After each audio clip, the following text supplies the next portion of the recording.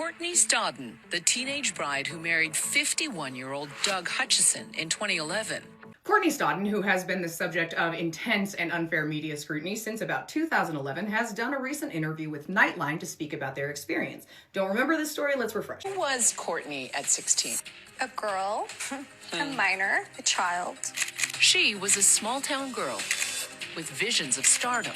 Were you naive? Of course. At 16, weren't we all? I was screaming for some kind of love.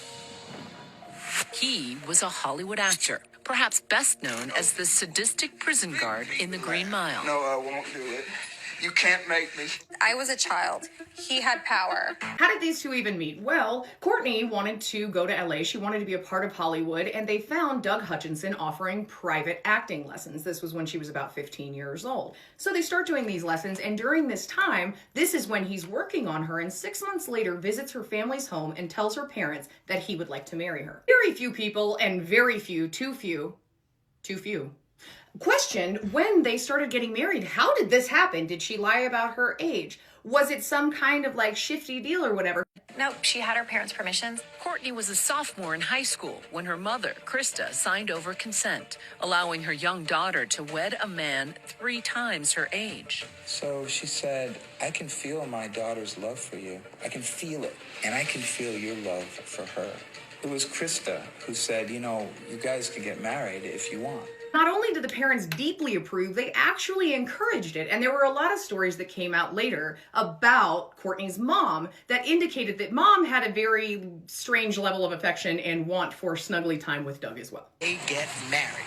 Most people get their driver's license at 16. I got married at 16.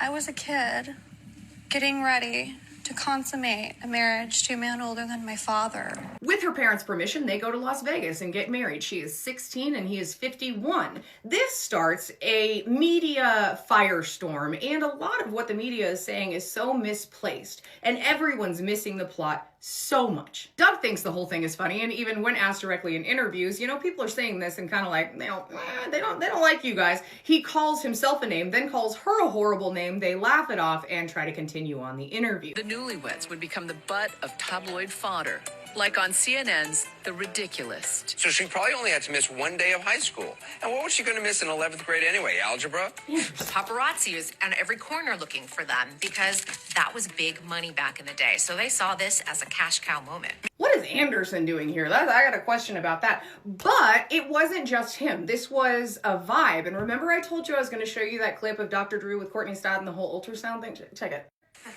Okay, so there's our implant. Somebody must have drugged me up and put me under their surgery knife because I've had no surgery done. Courtney, do you have implants? No, I don't. No. Do you have implants, Dr. No, but I wouldn't have lumps under my muscle in the pec region. Well, maybe you would if I'm getting some here. In this moment, Pinsky was actually just trying to ramp things up because what they were seeing was a bone. She did not have those. She was telling the truth. She was also 17 years old. So watching Dr. Drew be this advocate, it really, it just grinds my gears. If you can't tell the difference between a bone and that, then maybe you shouldn't be in this field. Not to mention, ain't nothing wrong with having those. I got them, but she didn't. No one would listen to her, which is like Twilight Zone. Did I mention she was 17 and in a horrible situation? I think I did, but I'd like to mention it again. Anyway, continuing. In the 2010s, paparazzi was like hardcore. You look at what Britney Spears and Paris Hilton and young celebutantes kind of went through with regards to the paparazzi and the tabloids. I mean, it was just a 24-hour frenzy. Courtney was absolutely bashed almost daily in the media. If you go back and look at articles from that time, although a lot of the sites and stuff have scrubbed what they said, which is interesting, you can still find some. But it wasn't just the media. Enter Chrissy Teigen, who tells Courtney that she should basically see herself off of this mortal plane, and that's what she wants for a birthday present. Courtney was 16. Although I will point out, you shouldn't say this to anyone at any age. Of course, it's going to have a different impact on a very, very young person in a bad situation. However, if you would feel comfortable saying that to anyone at any time and any point in your life, there's a little button right here. I don't think we need to see each other anymore. I'm sorry, it's not me, it's you. Saying this to a child when you're the queen of Twitter. It was so much. After those tweets resurfaced, that's a very important mention in that timeline. Chrissy apologized and said that she was trying to reach Courtney privately to apologize to her. However, just because you want to apologize doesn't mean somebody has to accept it, especially when you affected their life to this degree. Sorry. I remember my last thought was, maybe I don't deserve to be here when people that high up are telling me I don't deserve to be. A lot of the headlines were like this. She took most of the heat for something that was being led by someone else. It was a very strange thing to watch happen in real time. Thankfully, I know the one you're asking for, they actually divorced in 2020. However, there was a lot of on again, off again. I made a video about her years ago, but she's made it out. But what is his statement about all of this? These false, malicious, and egregious allegations are sadly and assumedly fueled by Courtney Stodden's insatiable and desperate desire to remain in the entertainment media limelight at all costs.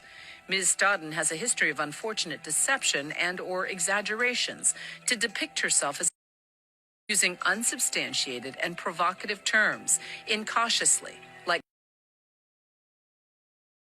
if you take the time to explore an unbiased deep dive into Ms. Stodden's deceptive and narcissistic nature, you would uncover a plethora of manipulative dishonesty. That's the highest level of audacity I've seen in a while, and we cover a lot of audacious people. So she went at and did everything. All right. Hopefully at this time in their life, Courtney is remarried, seems like to a great guy, and trying to process all of this while advocating for other people in similar situations and just people in general. That's it for this one, and I hope you guys have a good day. I'll see you soon.